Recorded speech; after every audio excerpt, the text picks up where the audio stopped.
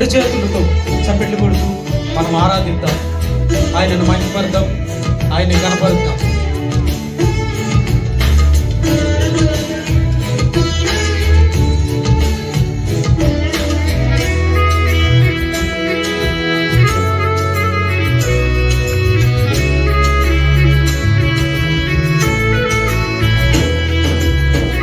మేలు చేయక నీవు ఉండలేవయ్యా, ఆరాధించక నేను ఉండలేనయ్యా.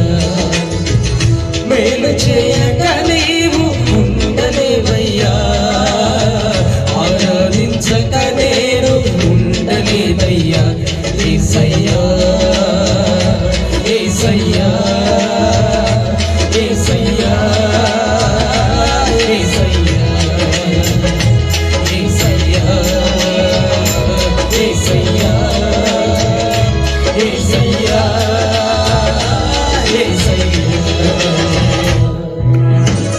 మేలు చేయక నీవు ఉండలేవయ్యా, ఆరాధించక నేను ఉండలేనయ్యా. మేలు చేయక నీవు ఉండలేవయ్యా, ఆరాధించక నేను ఉండలేనయ్యా.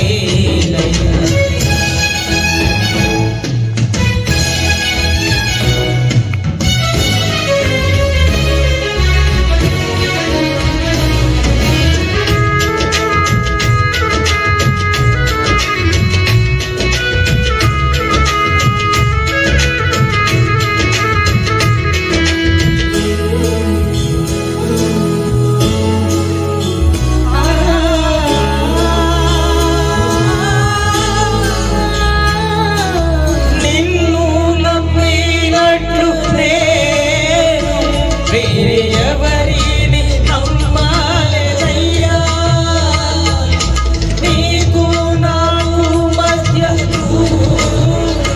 తొలగించావు వదిలుండలే. నిన్ను నమ్మినట్లు నేను వేరే ఎవరిని నమ్మాలేదయ్యా, నీకు నాకు తొలగించావు వదిలుండలే.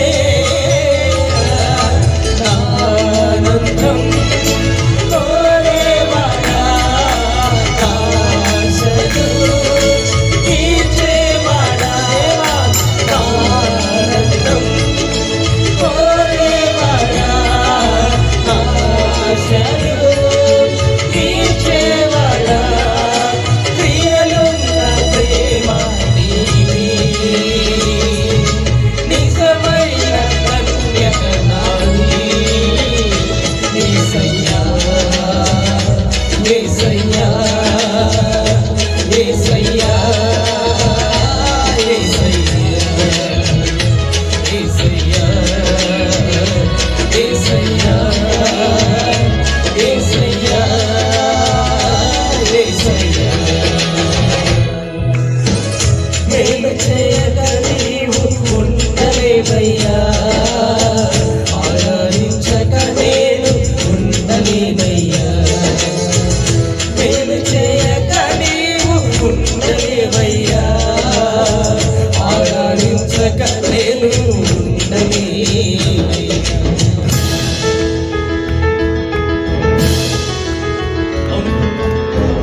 మేము ఆరాధించే వేళలో నీదు హస్తాలు మమ్మలను తాకి పవిత్రులుగా చేసి పశ్చాత్తాప హృదయం కలిగి నిన్ను వెంబడించే కృపను మాకు ఇచ్చినది నీ ప్రేమే, నీ వాత్సల్యతే, నీ కరుణ.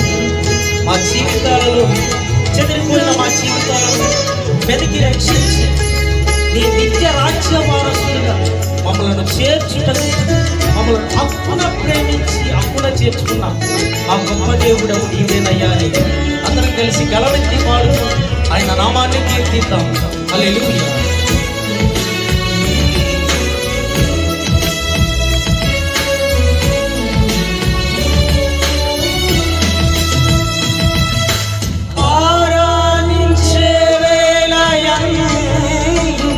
నీదు హస్తములు తాకాయి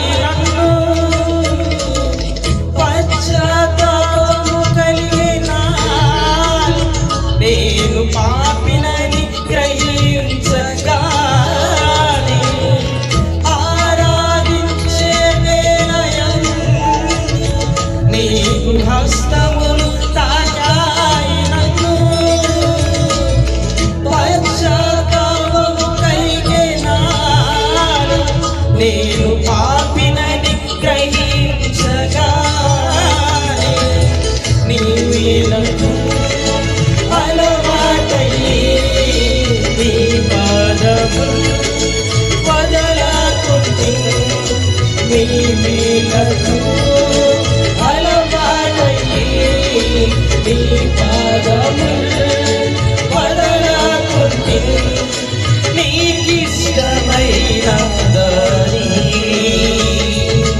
కనుగొంటిని నీతో చేరి యేసయ్యా యేసయ్యా యేసయ్యా యేసయ్యా యేసయ్యా యేసయ్యా యేసయ్యా మేలు చేయక నీవు ఉండలేవయ్యా ఆరాధించక నేను ఉండలేనయ్యా మేలు చేయక నీవు ఉండలేవయ్యా ఆరాధించక నేను ఉండలేనయ్యా.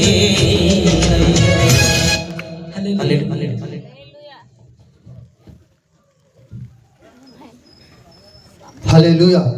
మంచిది. ఈ సభల నిమిత్తము ఎత్తబడిన కానుకల నిమిత్తము మన మధ్య ఉన్న జాషువా గారు ప్రార్థన చేస్తారు. ప్రార్థన చేసుకుందామండి. ఏంటంటే చూస్తున్నారు, కళ్ళు మూసుకుందాం, ప్రార్థనలో ఉందాం. గ్లోరీ హల్లెలూయా. బైబిల్లో చక్కని మాట ఉంది, నీ వాక్యం నన్ను బ్రతికిస్తుంది, నా బాధల్లో నెమ్మదినిస్తుందని. దేవా, నీ వాక్యం ద్వారా మీరు మాతో మాట్లాడండి. అందరు కళ్ళు మూసుకుందాం, ఎవరు మాట్లాడుతూ దైవజనులు మన మధ్యలోకి వచ్చేసారు. ప్రభువా స్తోత్రం. కొంచెం మీ అందరూ ఎదరకొస్తే మీకు చాలా ఖాళీ, ఎదరండి కొంచెం, దయచేసి అందరూ కొంచెం ఎదరండి. స్తోత్రం. వారితో పాటు వచ్చిన దైవ సేవకులు కూడా ప్రేమపూర్వకంగా ఆహ్వానిస్తున్నామండి. మరి మోక్షానందం గారి యొక్క దైవ సేవకులతో పాటు వచ్చిన అందరూ మీరు ఇక్కడ రండి. స్తోత్రం. రండి. ప్రసాద్ గారు, ప్రసాద్ గారు, స్తోత్రం.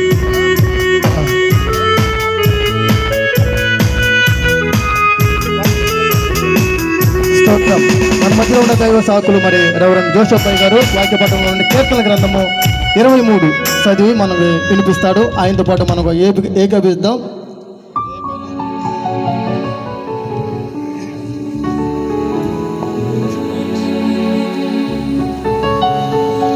Praise the Lord. హల్లెలూయా. ఈ యొక్క సభ నిమిత్తమై ఏర్పాటు చేసినటువంటి వాక్య పట్టణాన్ని మనం ధ్యానం చేద్దాం. దేవుడు మన గ్రామాన్ని ప్రేమించి దైవజనులు నతనెలి గారిని ఏర్పాటు చేసుకుని వారి ద్వారా జరిగిస్తున్నటువంటి సేవా పరిచయం అంతటి బట్టి సమస్తమైన మహిమ ఘనత ప్రభావములు దేవదేవునికి కలుగునుగాక. హల్లెలూయా. కీర్తనలో 23వ కీర్తన దైవ సేవకులు చెప్పినట్లు చదువుదాం. యెహోవా నా కాపరి, నాకు లేమి కలుగదు. పచ్చిక గల చోట్ల ఆయన నన్ను పరుండు చేయుచున్నాడు. శాంతికరమైన జలముల యొద్దకు నన్ను నడిపించున్నాడు. నా ప్రాణమునకు ఆయన సేద తీర్చుచున్నాడు. తన నామం బట్టి నీతి మార్గంలో నన్ను నడిపించుచున్నాడు. గాఢాంధకారపు లోయలో నేను సంచరించినను ఏ అపాయమునకు భయపడను. నీవు నాకు తోడయ్యుందువు. నీ దుడ్డు కర్రయు నీ దండమును నన్ను ఆదరించును. నా శత్రువుల ఎదుట నీవు నాకు భోజనము సిద్ధపరిచెదవు. నూనెతో నా తలంటి ఉన్నావు. నా గిన్నె నిండి పొర్లుచున్నది. నేను బ్రతుకు దినములన్నీ కృపాక్షేమలో నా వెంట వచ్చును. చిరకాలము యెహోవా మందిరంలో నేను నివాసము చేసేదను. ఆమేన్.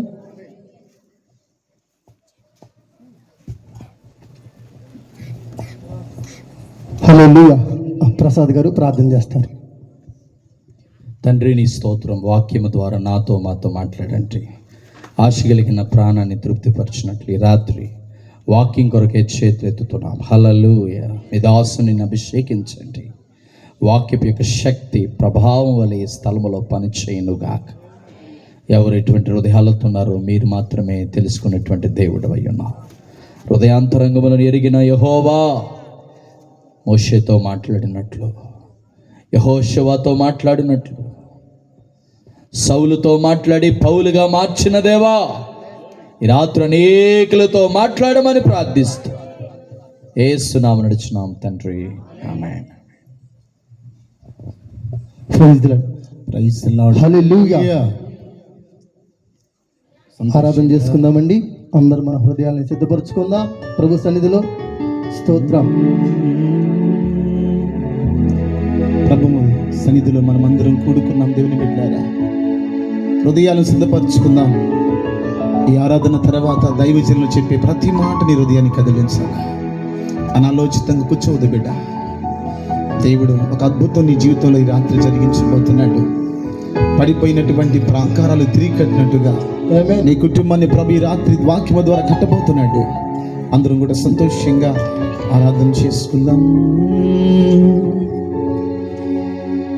దేవా దేవా నీకే స్తోత్రం,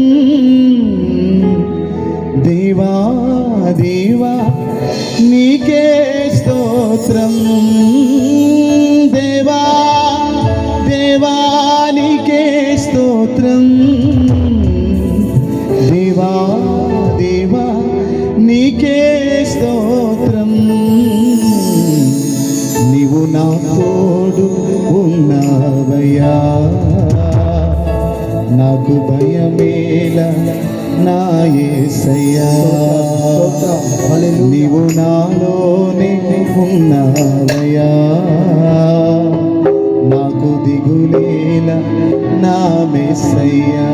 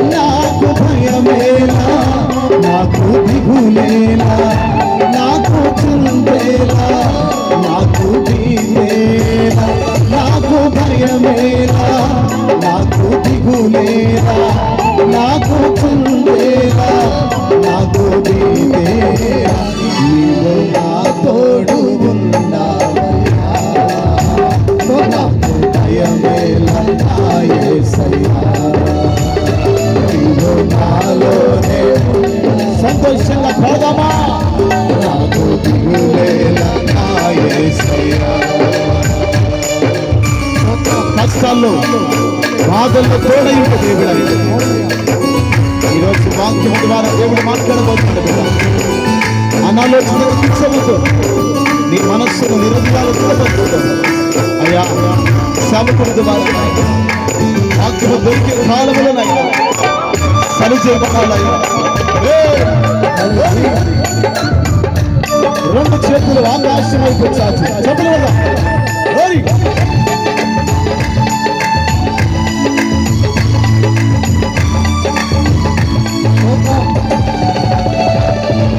కష్టములో నష్టములో నా తోడు ఉన్నావు, వేదనలో నా వేదనలో నా చెంత ఉన్నావు.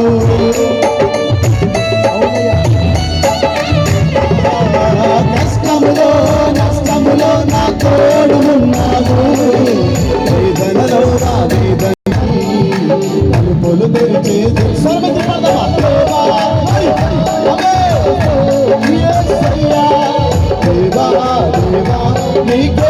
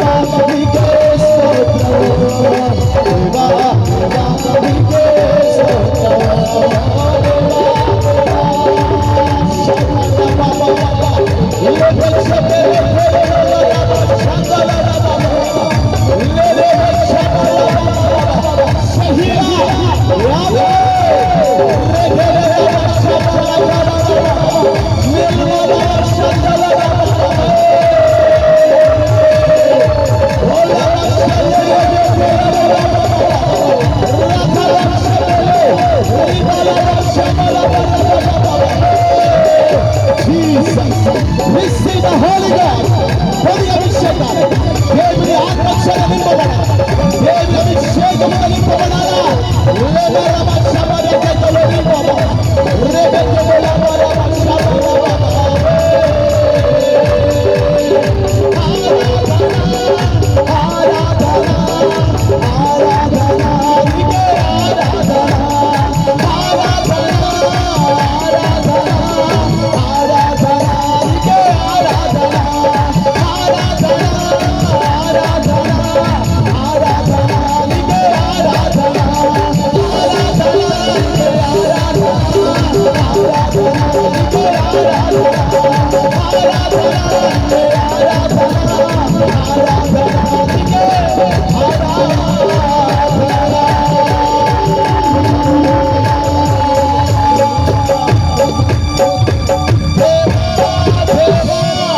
నీకే స్తోత్రం దేవా దేవా నీకే స్తోత్రం నీవు నాతో ఉన్నావయ్యా నాకు భయమేద నా యేసయ్యా యేసయ్యా యేసయ్యా యేసయ్యా యేసయ్యా అవును ప్రభా నా గుండె నిండా నీవే ప్రభనైనా అయ్యా నువ్వు నాతో ఉన్నావు ప్రభనైనా నాకు నా ఆధారము నీవే There is no hope in the world, my Father. We believe, my Father, Lord Jesus. We are with us, my Father. అయ్యా మాతో ఉన్న దేవుడు అయ్యా మాతో ఉండి నడిపించే దేవుడు ప్రభువా మా జీవితాలు కట్టయ్యా అయ్యా ఈ సభల ద్వారా నేను ఆత్మీయంగా బలపరచబడాలి ప్రభా అయ్యా నా కుటుంబం నలిగిపోతుంది ప్రభా నీ సేవకుల ద్వారా శ్రేష్టమైన వాక్యం అందించారు స్తోత్రం ప్రభా నీవే నడిపించమని కోరుకుంటున్నా తండ్రి స్తోత్రాలు స్తోత్రాలు బలపరచమని అలాగే నిలబడినట్లయితే వాక్యం నిమిత్తం మన మధ్యలో ఉన్న దైవ సాకులు లామేలేష గారు ప్రార్థన చేస్తారు. ప్రార్థన చేసుకుందాం. ప్రభువా పరిశుద్ధుడా తండ్రి మహోన్నతుడా దేవ స్తోత్రాలు చెల్లిస్తున్నాం. రాత్రికాల సమయాన్ని బట్టి స్తుతులు చెల్లిస్తున్నాం. ఇంతవరకు ప్రభువా సమస్తమును జరిగించినందుకు స్తోత్రాలు. ఈ సమయంలో ప్రభు నీకు వందనాలు. ఇదిగో నాయన మీ దాసులు మీ పక్షమంతా నిలువబడి మాట్లాడుచుండగా తండ్రి మీ ఆత్మాభిషేకంతో నింపి ఒడిన మా అందరితో ప్రభుని స్తోత్రాలు. ఇదిగో శ్రావణ యంత్రం ద్వారా వినిచిన అనేక మందితో కూడా మీరు మాట్లాడి అనేక ఆత్మలో మేలు పొందినట్లుగా మీరు కృప చూపి మీ దాసులను మీరు బలపరిచి మీరు వాడుకుని సమస్త ఘనత మహిమా ప్రభావాలు పొందుకోమని యేసు నామమున బ్రతిమాలడికి వేడుకుని పొందుకుని నాము తండ్రి ఆమేన్. ఆమేన్. హల్లెలూయా. స్తోత్రం. దయచేసి కూర్చోండి అందరూ. స్తోత్రం. మంచిది. చక్కని సమయంలో మనం వచ్చి ఉన్నాం కాబట్టి మనం యొక్క హృదయాన్ని సరి చేసుకుని దేవుని వాక్యాన్ని మన హృదయంలో స్వీకరిద్దాం. మన మధ్యలో వర్తమానం అందించడానికి సిద్ధంగా ఉన్న దైవ సేవకులు మోక్షానందం గారిని ప్రేమపూర్వకంగా ఆహ్వానిస్తున్నామండి. వారు వస్తుండగా అందరూ చప్పట్లు కొట్టండి. స్తోత్రం స్తోత్రం స్తోత్రం.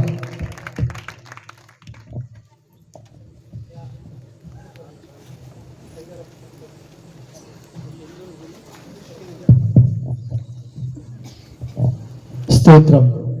మన మధ్యలో ఉన్న దైవ సేవకులు మరి ఇప్పుడు గొప్ప పరిచయం చేస్తున్న స్టీవెన్ అయ్య గారు మన మధ్యలో వచ్చి ఉన్నారు కాబట్టి ప్రేమపూర్వకంగా ఆహ్వానిస్తున్నామండి డయాస్ మీదకి. స్తోత్రం. ఐపీసీ చర్చ్ పాస్టర్ గారు. స్తోత్రం.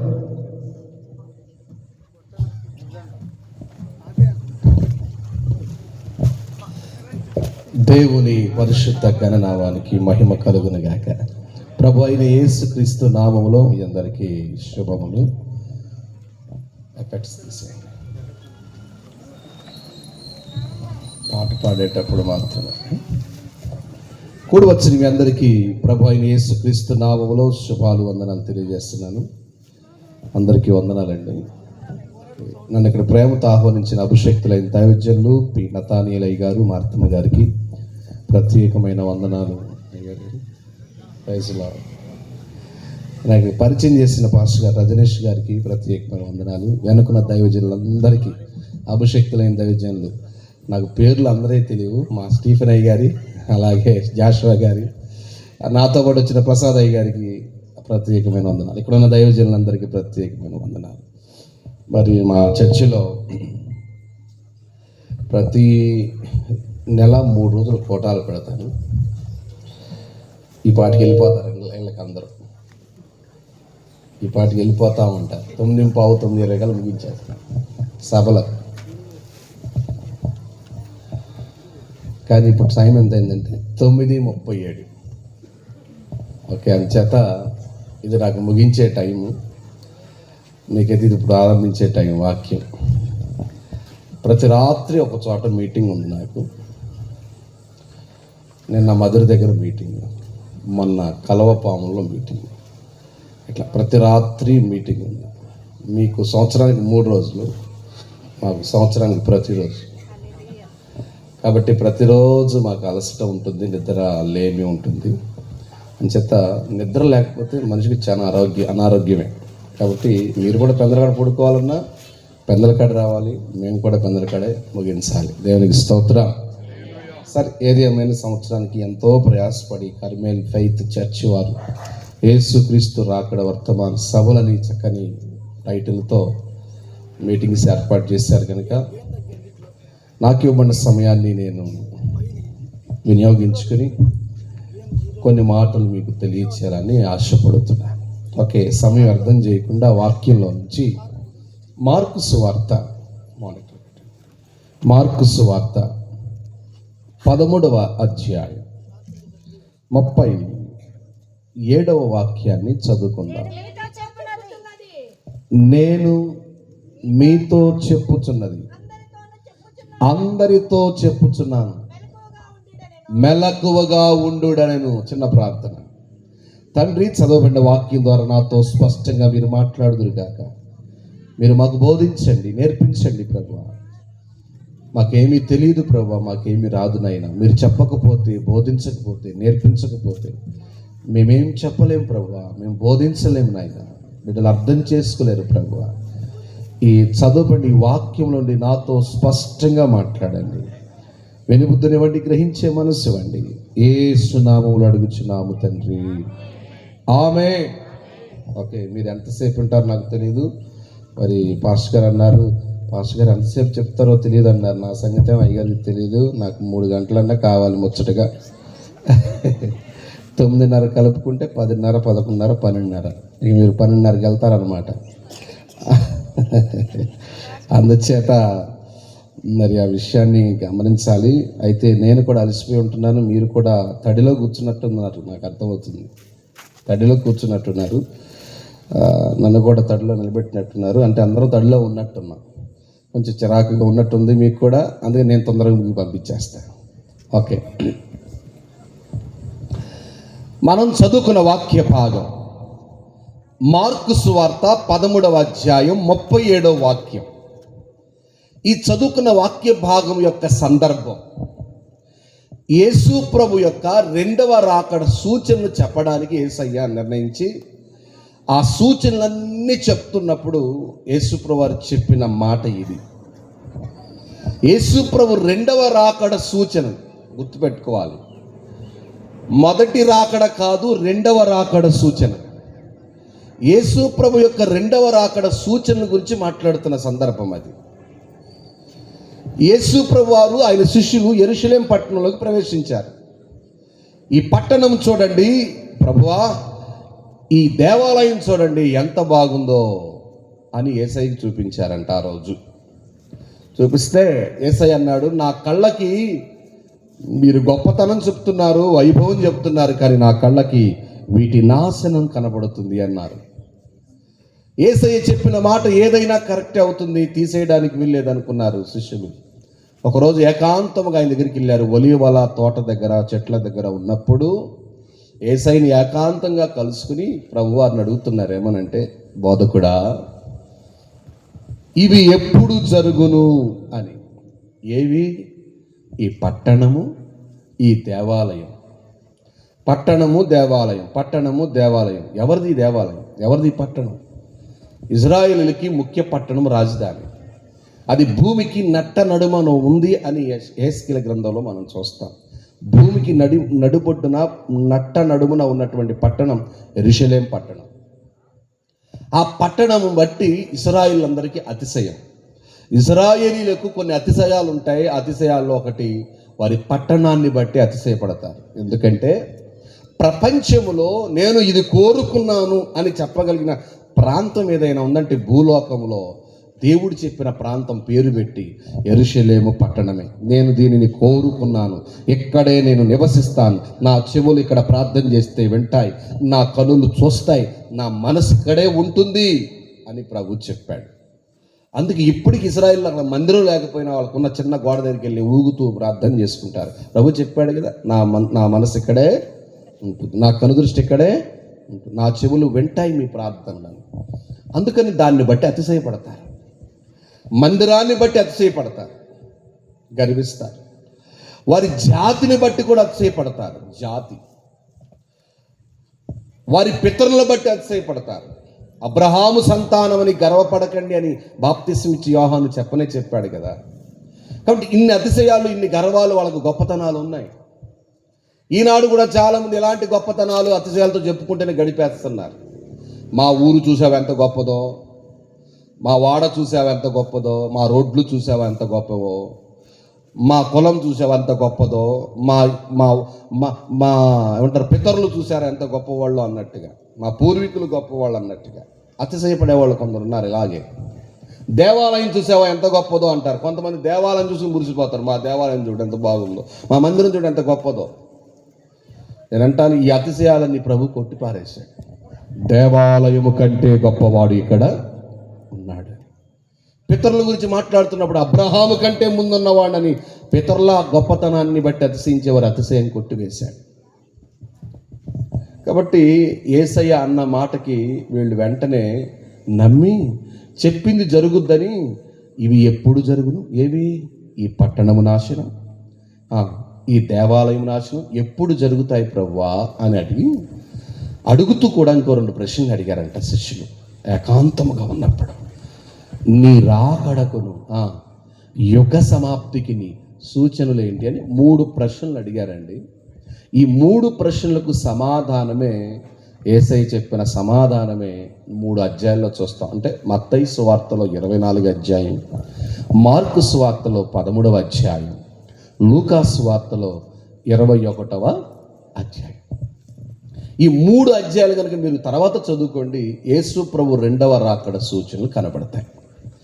యేసు ప్రభు యొక్క 2వ రాకడ, యేసు ప్రభు 2వ రాకడ అనగానే మనకి గుర్తుకు రావాల్సిన సందర్భం నేను చెప్పే ముందు ఆ సూచనలు యేసయ్య ఎలా చెప్పాడో మీకు 2 మాటలు చెప్పాలి.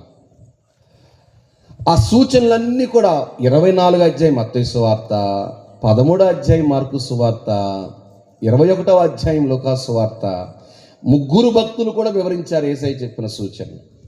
ఆ సూచనలన్నీ కూడా మనం కలిపి ధ్యానం చేస్తే ఒక 4 భాగాలుగా విభజించవచ్చు.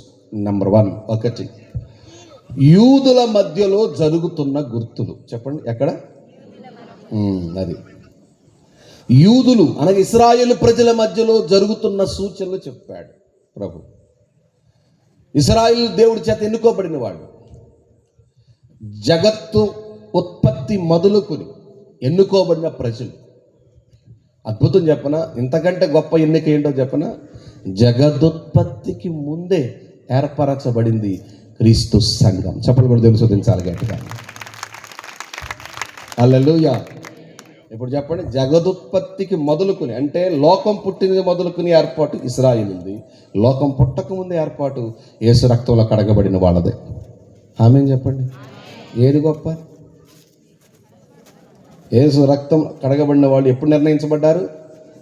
భూమే పుట్టక ముందంట. భూమి పుట్టిన దగ్గర నుంచి ఏర్పాటు ఎవరిదంటే ఇశ్రాయేలీయులు. నిబంధనలు వారివి. అర్చనాచారాదులు అంటే వర్షిప్, ఆరాధనలు వారివి. పూజ ఎలా చేయాలో, ఆరాధన ఎలా చేయాలో అక్కడి నుంచే కాపీ అయింది ప్రపంచం అంతా. అది ఒరిజినల్గా రాలేదు, కాపీ కొట్టేశారు. అది 40 గంటలు. దేవునికి స్తోత్రం. ఎన్ని గంటలు? 40 గంటలు చెప్పే టీచింగ్ ప్రభు నాకు నేర్పించాడు. దేవునికి స్తోత్రం చెప్పండి గట్టిగా.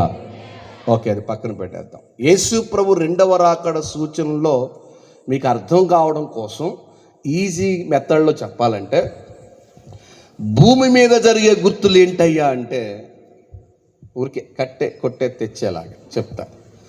నేనే క్రీస్తుని, నేనే ప్రభువుని, నేనే దేవుణ్ణి అని చెప్పుకునే అబద్ధ క్రీస్తులు, అబద్ధ ప్రవక్తలు, అబద్ధ బోధకులు, అబద్ధ సాక్షులు పుడతారు, వస్తారని ప్రభు చెప్పాడు.